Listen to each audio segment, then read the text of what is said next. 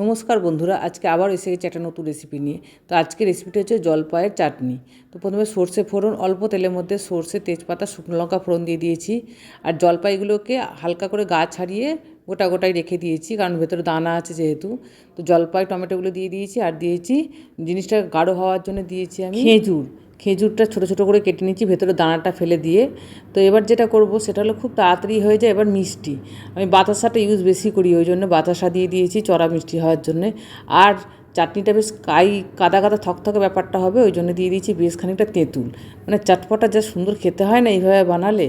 তো তেঁতুলটা দিয়ে কিছুক্ষণ ফুটলি রেডি হয়ে যাবে আমার জলপাইয়ের চাটনি।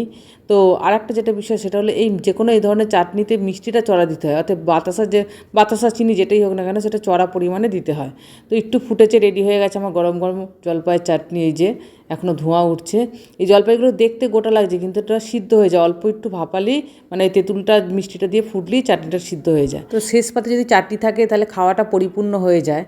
তো রেডি হয়ে গেছে আমার চাটনি। আজ তাহলে আসি, দেখা হবে নতুন ভিডিওতে। টাটা।